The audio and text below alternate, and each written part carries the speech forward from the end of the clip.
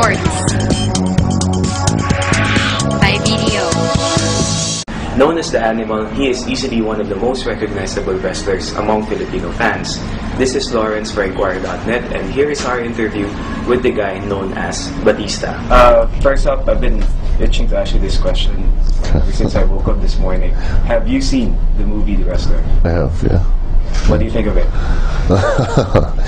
That was a great movie. It was a little depressing, but it was a great movie overall.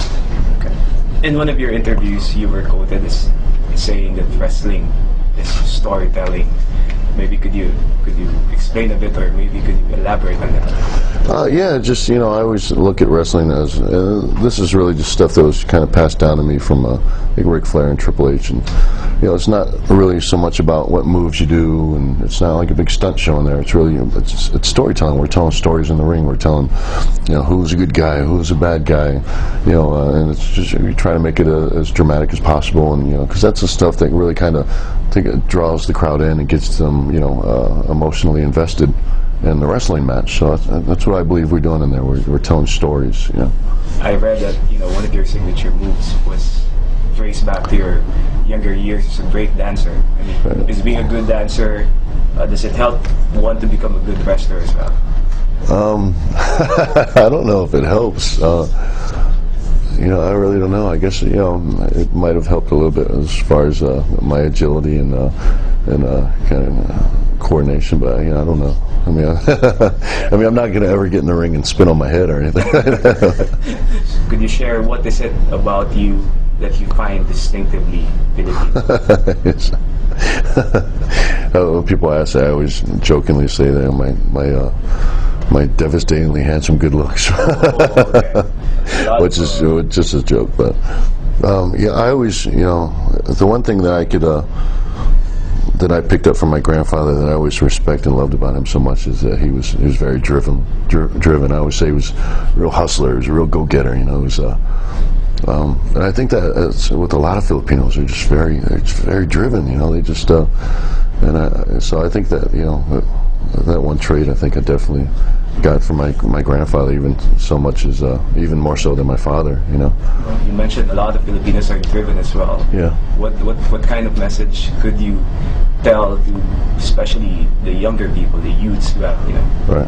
Well, I'd say the one thing is that if you have a dream, dreams come true. And sometimes people, I think they give up on life, or they give up on their dreams, and I always tell them that I'm living proof that dreams can come true, and that you really, because my life still, it's a dream. And sometimes even when I'm in the wrestling ring performing in front of thousands of people, it's just like, it's not real, but it's, everything pays off, and you have to be consistent, and you have to be driven, you have to be willing to sacrifice and work hard, so that's what I tell people, and I really try to preach education, because that's one big regret I have in my life. I believe that education opens so many doors.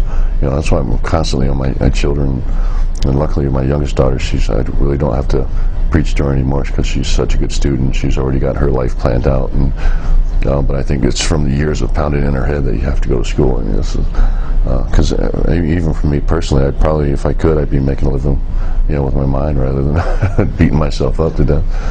But I think that's it. One thing I would preach to them: dreams come true. You have to be driven. You have to be willing to work. Nobody's going to hand you anything. And education. Go to school.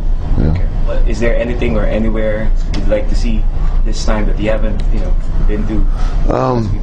I'd really like to get out to see the beaches, but even again this time around, we're just not going to have time. But actually, this trip we've gotten to get out and see more than in the past. But really, I just I kind of want to spend time with fans and visit fans and get out and meet as many people as possible, because that's what really makes this kind of special for me. Speaking of fans, a lot of your fans could be interested in knowing where do you actually trace your roots here in the Philippines. Right, and that's it's a good question too, and I'm ashamed to say that I haven't done enough to find out more about that. My grandfather's passed away 10 years now.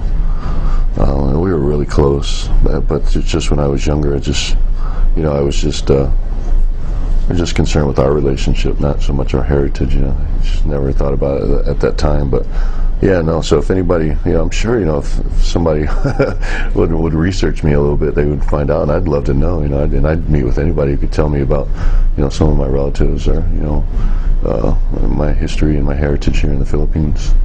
I'm sure I have a lot of relatives here.